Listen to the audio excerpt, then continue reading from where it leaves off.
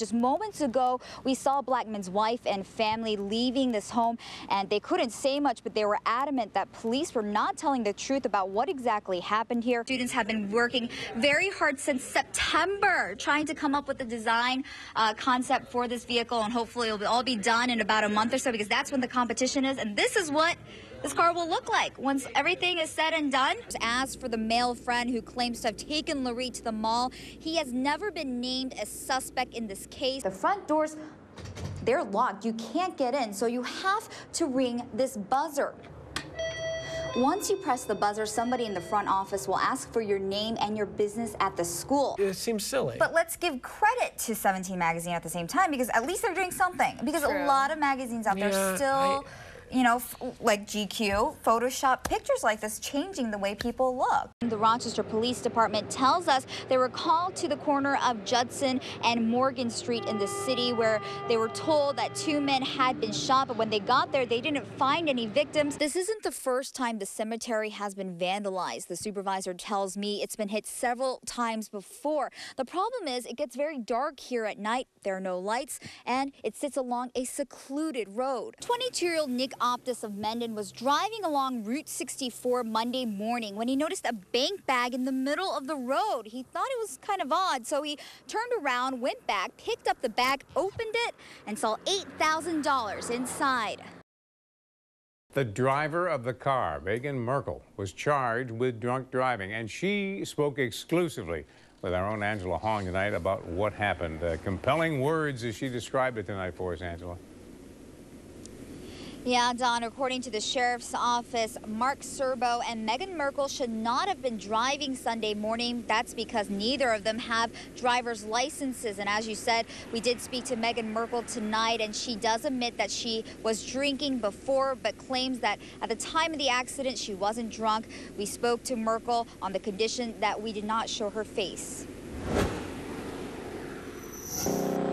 Along a stretch of Route 250 in Penfield, you'll see a newly erected cross. Cars have been going in there all day, putting flowers in, stopping to remember 40-year-old Heather Boyum, a beloved teacher at Fairport High School.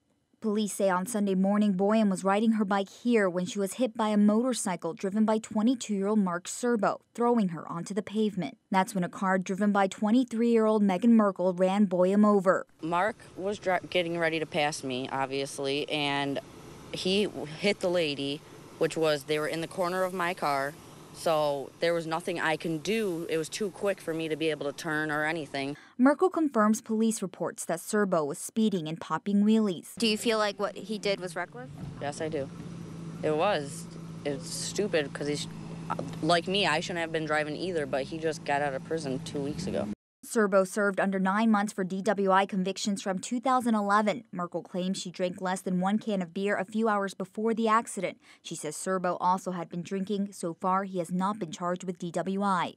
I feel really bad, and I wish that I could talk to them, but I have no idea if I can send them a letter or where to send it to, or even talk to somebody, her husband, her kids, and I would want to apologize. I feel really bad. The neighbors who've watched the pain of family and friends stopping by the memorial say they're angry and saddened. It's very disturbing, very disturbing. I mean, she leaves 2 children, and senseless. It's just a senseless thing. Mark Serbo was arraigned this evening at Strong Memorial Hospital, where he is recovering tonight. This crash is still under investigation, and there may be more charges pending. Reporting live in Penfield, Angela Hong, 13 WHAM News. Midterms, finals, papers, and projects. Add to that a social life and extracurricular activities. Some college students struggle to find the time to do it all. The workload is pretty heavy. This student, a sophomore at a local university, chose to remain anonymous. He's just one of many college students who turn to Adderall to study. He considers these, quote, smart pills to be a miracle drug. You're a lot more focused. So that's the only way to really describe it. Anything you're thinking about, like you can just focus on just that one thought. So it's a lot harder to get distracted. Adderall is an amphetamine and can have similar effects to cocaine. When misused, people can form physical and psychological addictions. Take them when you don't have ADHD. You can stay up through the night or even for days. I stayed up for 72 hours working on one assignment. So I ended up getting like a really good grade on it.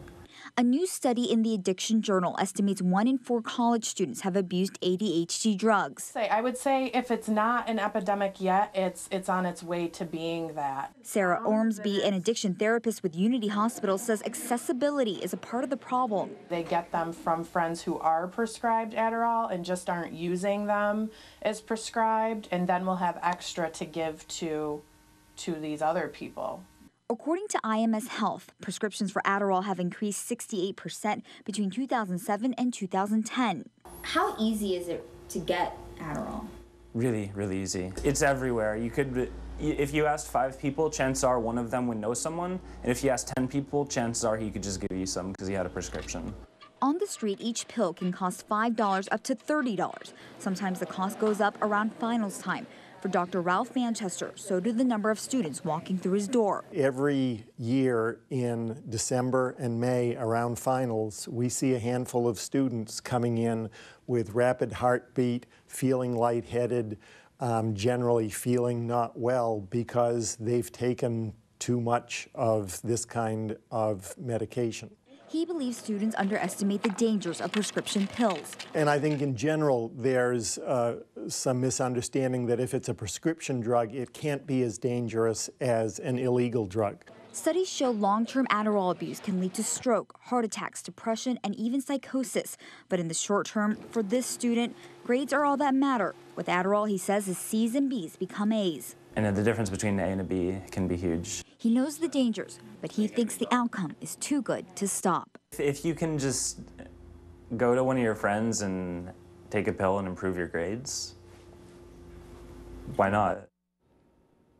Why not? Well, doctors point out as your body adjusts to Adderall, you will need more and more, increasing the risk of an overdose. And then there's the law. The punishment for buying or selling pills could be a minimum of 1 year in jail. If you or someone you know is abusing prescription pills, you'll be able to find help on 13wham.com. Just click on the green Find It button. Reporting Angela Hong, 13 Wham News.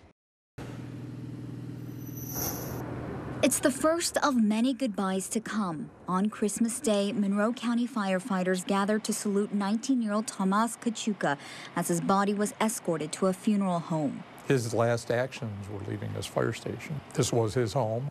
He was here all the time, so it was only natural for, after the body was released, that he'd be brought back to where it started. Kachuka and 43-year-old Lieutenant Mike Chipperini were both West Webster firefighters. They were shot Christmas Eve while responding to a fire. The two men were good friends. Tomas was quiet. He did his job pretty much unnoticed. Didn't look for any thanks or anything like that. He just did what needed to be done. Chip his personality was such as he could make you laugh in the worst of situations, or he'd find something to laugh about. And he did it naturally. Amidst their pain and grief, the West Webster firefighters returned to work the next day, on Christmas. We want them to return to a point of normalcy as quickly as possible. And obviously it's not going to be quick. And the first few runs that they go out on, quite frankly, they may be looking over their shoulder. But at some point in time, this organization has to get back to what we do. And after 36 hours of filling in for West Webster, area fire departments left. And West Webster pulled in, knowing if needed, they had the support of the community and their brother firefighters. We're all family, yep, brothers and sisters. It's going to be a long time before this department gets over this. I understand. And, if they need us to come back and help out, we'll be here. We began with breaking news this morning. A person has been shot in the city of Rochester. Good morning, I'm Angela Hong, in for Adam Chodak. Police got the call just before midnight. We're told a 22-year-old woman was shot in the torso on Sherwood Ave.